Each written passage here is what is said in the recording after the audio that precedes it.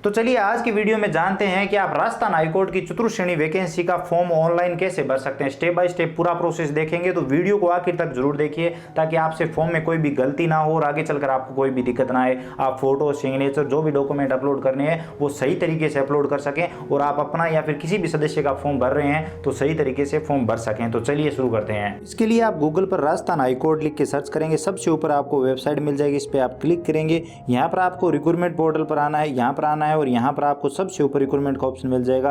आपको इस ऑप्शन पे क्लिक करना है। इस ऑप्शन पे क्लिक करने के बाद यहाँ पर ये पहला ऑप्शन है, इसे आपको छोड़ देना है। दूसरा जो देखिए क्लास 4th एम्प्लॉयज जो लिखा है, इस वाले ऑप्शन को आपको सेलेक्ट कर लेना है। राजस्थान हाईकोर्ट वाला जो ऑप्शन है, इस ऑप्शन पे आप क्लिक करेंगे। इस ऑप्शन पे क्लिक करने के बाद यहाँ पर ऑनलाइन एप्लीकेशन पोर्टल का जो ऑप्शन है, आपको इस ऑप्शन को सेलेक्ट कर लेना है। इस ऑप्शन पे आपको क्लिक करना है। इस ऑप्शन पे क्लिक करने के बाद यहाँ पर आपके सामने इस तरह का इंटरफेस आएगा। अब अगर आपने पहले से रजिस्ट्रेशन कर रखा है तो डायरेक्ट यहीं से लॉगिन कर सकते हैं, नहीं तो आपको पहले रजिस्ट्रेशन करना होगा। तो रजिस्टर नाउ का जो ऑप्शन है, इस ऑप्शन पे क्लिक करेंगे। अब यहाँ पर आप अपनी बेसिक डिटेल दर्ज करेंगे। ये सारी डिटेल 10वीं की मार्कशीट के हिसाब से होनी चाहिए। तो सबसे पहले आवेदक का नाम, तो वो 10वीं की मार्कशीट के हिसाब से आप दर्ज करेंगे। पिता का नाम मार्कशीट के हिसाब से, माता का नाम यहाँ पर आप दर्ज करेंगे। उसके बाद जेंडर मेल या फीमेल सेलेक्ट कर लेंगे। उसके बाद जो भी 10वीं की मार्कशीट में डेट ऑफ बर्थ है वो यहाँ पर आप सेलेक्ट कर लेंगे। उसके बाद यहाँ पर मोबाइल नंबर दर्ज करेंगे, वेरीफाई पे क्लिक करेंगे। मोबाइल नंबर पर OTP आएगा, OTP देके और मोबाइल नंबर वेरीफाई हो जाएंगे। ईमेल ID दर्ज कर देंगे। यूजर नेम यहाँ पर आप दर्ज करेंगे। यूजर नेम में आप जो भी यूजर नेम रखना चाहते हैं वो यहाँ पर आप सेट कर लीजिए। उदाहरण आप यहाँ पर देख सकते हैं, हमने इस तरह का यूजर नेम रखा है। और उसके बाद आप पासवर्ड का उदाहरण भी देख सकते हैं, तो जिसमें आप अपना नाम, नंबर, स्पेशल कैरेक्टर ऐड करके आप अपने हिसाब से अपना यूजर नेम बना लीजिए। उसी प्रकार से यहाँ पर आप पासवर्ड बना लीजिए। कंफर्म पासवर्ड में भी वही पासवर्ड दर्ज कर दीजिए, कैप्चा कोड दर्ज कर दीजिए और रजिस्टर पर क्लिक कर दीजिए। रजिस्टर पर क्लिक करते ही यहाँ पर आपका रजिस्ट्रेशन कंप्लीट हो जाएगा। यहाँ पर बताया जा रहा है कि डिटेल ध्यानपूर्वक चेक कर लीजिए, बाद में एडिट आप नहीं कर पाएंगे। तो ये चीज़ आप ध्यान में रखें और ओके करें। देखिए रजिस्टर सक्सेसफुली लिखा हुआ आ चुका है, इसका मतलब रजिस्ट्रेशन यहाँ पर हो चुका है। आप ID पासवर्ड सेव कर सकते हैं जो आपने लगाए हैं। उसके बाद अपलोड फोटो, सिग्नेचर और ID प्रूफ का जो ऑप्शन है, इस पर क्लिक करेंगे। अब सबसे पहले फोटोग्राफ अपलोड करेंगे। आप गाइडलाइन पढ़ सकते हैं फोटोग्राफ का। इसमें हल्के रंग का बैकग्राउंड या फिर वाइट बैकग्राउंड होना चाहिए, पुराना फोटो नहीं होना चाहिए। साइज 10 KB से 20 KB, 25 KB तक अपलोड कर सकते हैं। JPG या JPEG फॉर्मेट में आप अपलोड कर सकते हैं। यहाँ पर ID प्रूफ अपलोड करना है, जिसमें आधार कार्ड की फ्रंट साइड आपको अपलोड करनी है, जिसका साइज जो है वो 10 KB से 50 KB तक हो सकता है। आधार कार्ड की बैक साइड यहाँ पर अपलोड करनी है और यहाँ पर आपको सिग्नेचर अपलोड करना है। सिग्नेचर आपको व्हाइट पेज पर ब्लैक पेन से या फिर नीले पेन से सही तरीके से करके और अपलोड कर देना है, जैसा आप बाकी भर्तियों में करते हो, वो आपको पता होगा। तो ये साइज यहाँ पर बताए गए हैं, उसी हिसाब से आप सही तरीके से ये सभी डॉक्यूमेंट अपलोड करें। उसके बाद कैप्चा कोड दर्ज करेंगे और सेव एंड कंटिन्यू पे क्लिक करेंगे। कोई दिक्कत वाली बात नहीं है, बहुत ही आसानी से आप ये सब अपलोड कर पाएंगे। तो आप फोटो, सिग्नेचर और ID प्रूफ में आधार कार्ड की फ्रंट साइड और बैक साइड JPG फॉर्मेट में क्रॉप करके सही तरीके से अपलोड कर दीजिए। अब ये सब अपलोड करने के बाद अब आपको आगे फॉर्म भरना है। तो फॉर्म भरने के लिए यहाँ पर आपको फिल फॉर्म का ऑप्शन मिल जाता है। यहाँ पर देखिए होम के नीचे इस ऑप्शन पे आपको क्लिक करना है, आपका फॉर्म खुल जाएगा।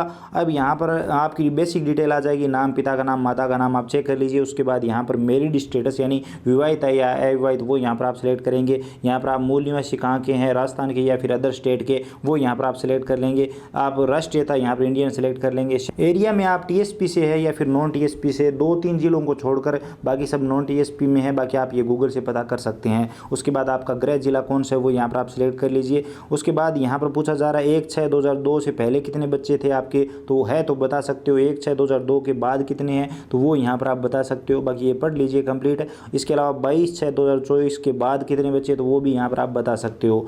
तो अगर नहीं है तो आप 0 सेलेक्ट कर लीजिए, कोई दिक्कत वाली बात नहीं है। यहाँ पर टोटल जो बच्चे हैं वो आगे आ जाएंगे। 0 लिखा हुआ है, हमने सभी में 0 सेलेक्ट किया है, तो बाकी आप अपने हिसाब से दे सकते हैं। श्रेणी में जनरल हो, आप OBC से हो, EWS से हो, SC ST से हो, वो सिलेक्ट कर लीजिए। अगर आप OBC नॉन क्रिमिनल से हो तो यहाँ पर जाति प्रमाण पत्र भी देना होगा। तो कास्ट सर्टिफिकेट के टोकन नंबर और किस डेट को जारी हुआ है वो जाति प्रमाण पत्र पर मिल जाएगा। वो डेट यहाँ पर आप दर्ज करेंगे, डेट, महीना और ईयर इस फॉर्मेट में आपको दर्ज करना है जो यहाँ पर बताया गया है। तो इस फॉर्मेट में आप वो दर्ज कर दीजिए। उसके बाद यहाँ पर अगर आप विकलांग हो तो आप यस करेंगे और विकलांगता की श्रेणी भी बताएंगे और विकलांग सर्टिफिकेट भी आपको अपलोड करना होगा, नहीं तो नो कर देंगे। अब अगर आप मूल या अस्थायी कर्मचारी हो, सेवारत हो, तो यहाँ पर आप यस करेंगे और उससे संबंधित आपको डिटेल भी देनी होगी, नहीं तो आप नो कर सकते हो। उसके बाद अगर आप रक्षाकर्मी हो तो यस कर सकते हो, नहीं तो नो करेंगे। अगर आप भूतपूर्व सैनिक हो तो यस कर सकते हो, नहीं तो नो करेंगे।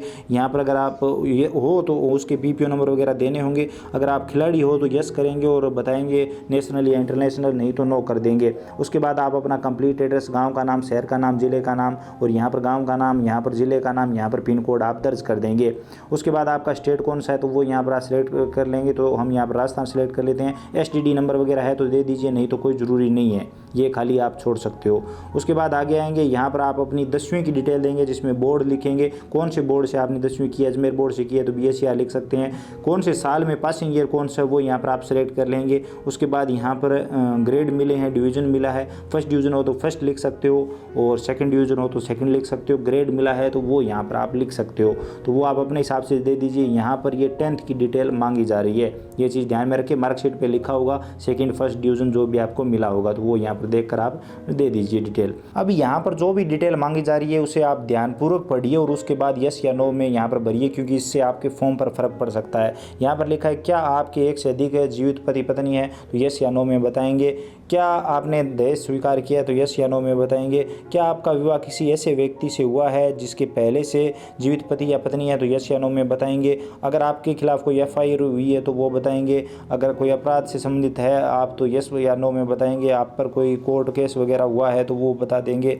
तो यहाँ पर अपराध आपको किसी कोर्ट ने दोषी ठहराया या नहीं तो वो चीज़ें सब यहाँ पर बता देंगे। क्या आप पर कोई मुकदमा है तो वो बता देंगे, और क्या आपको किसी चीज़ सेवा से बर्खास्त किया गया तो वो बता देंगे। इसके अलावा क्या आपको किसी परीक्षा में बैठने से अयोग्य घोषित किया गया वगैरह वगैरह, वो आप सब बता देंगे। मोस्टली यहाँ पर नो ही होगा। अगर आप पर इनमें से कोई लागू होता है तो आपको दिक्कत आ सकती है। चेकबॉक्स पे क्लिक करेंगे, यहाँ पर आप अपने स्थान का नाम दर्ज करेंगे और उसके बाद यहाँ पर पूछा जा रहा है कि क्या आपने 2019 में आवेदन किया था, तो यहाँ पर अगर किया था तो आप अपने जो फीस है उसमें छूट ले सकते हैं, तो वो चीज़ें आपको यहाँ पर देनी होगी। तो यस करेंगे और यहाँ पर आप ओके करेंगे, और आपने उस टाइम कितनी फ़ीस भरी थी वो यहाँ पर आप बता देंगे, 100 या 150। और उसके बाद आपको आवेदन संख्या भी देनी है, 2019 की चतुर्थ श्रेणी की जो भर्ती थी उसका यहाँ पर पूछा जा रहा है। अगर आपने ये फॉर्म भरा था तो यहाँ पर 100 या 150 जो भी फीस भरी थी वो बता दीजिए और यहाँ पर आवेदन संख्या दे दीजिए, नहीं तो आप नो करेंगे। नो करेंगे तो फीस ज़्यादा लगेगी। यहाँ पर ये कैप्चा कोड भरेंगे और सेव एंड पेमेंट पे क्लिक करेंगे, मेक पेमेंट पे क्लिक करेंगे तो यहाँ पर आपका पेमेंट हो जाएगा। यहाँ पर बताया जा रहा है कि सारी डिटेल ध्यानपूर्वक चेक कर लीजिए, आप एडिट नहीं कर पाएंगे तो आप ओके करेंगे। पेमेंट पेज के लिए आपको रीडायरेक्ट कर दिया जाएगा, पेमेंट पेज पर आप आ जाएंगे। यहाँ पर आप देख सकते हैं स्टूडेंट के यहाँ पर 560 रुपये का टोकन कटेगा। अब यहाँ पर अगर आप नेट बैंकिंग से पेमेंट करना चाहते हैं तो बहुत सारे बैंकों के ऑप्शन आप सिलेक्ट करके पेमेंट कर सकते हैं, नहीं तो एग्रीगेटर पे क्लिक करेंगे, यहाँ पर ये पेमेंट गेटवे चुनेंगे और यहाँ पर आप पेमेंट करेंगे। उसके बाद पे नाउ पे क्लिक करेंगे, पे नाउ पे क्लिक करते ही ये पेमेंट गेटवे ओपन हो जाएगा। इसमें आपको सारे ऑप्शन मिलते हैं, QR कोड का ऑप्शन मिलता है, नीचे देखिए डेबिट कार्ड क्रेडिट कार्ड का ऑप्शन है, UPI का ऑप्शन है, नेट बैंकिंग का ऑप्शन है। बाकी सबसे सरल QR कोड वाला है जिसे हम फोन पे, गूगल पे, पेटीएम किसी से स्कैन करके ये पेमेंट कर देंगे। चलिए मैं अपने फ़ोन से इसे स्कैन करता हूँ और पेमेंट कर देता हूँ। जैसे ही मैं इसे फ़ोन से स्कैन करके पेमेंट करता हूँ यहाँ पर ऑटोमेटिक ये पेज रीडायरेक्ट हो जाएगा और पेमेंट हो जाएगा। तो देखिए यहाँ पर ये पेमेंट हो चुका है। पेमेंट होते ही यहाँ पर ये पेज ऑटोमेटिक रीडायरेक्ट होगा और इस तरह का इंटरफेस आपके सामने आ जाएगा। देखिए पेमेंट हो चुका है। प्रिंट फॉर्म का ऑप्शन आ चुका है, इस पर क्लिक करेंगे और फॉर्म का प्रिंट आउट ले लेंगे और उस स्टूडेंट को ये फॉर्म दे देंगे जिसका आपने फॉर्म भरा है। खुद का भरा है तो अपने पास इसे संभाल कर रखेंगे। तो ये पूरा प्रोसेस है। उम्मीद करता हूँ आपको कंप्लीट जानकारी समझ में आ गई होगी। अब भी अगर आपके मन में कोई कंफ्यूजन है, आप और कुछ भी जानना चाहते हैं, बताना चाहते हैं तो बेझिझक कमेंट सेक्शन में लिखिए, हम जरूर बात करेंगे।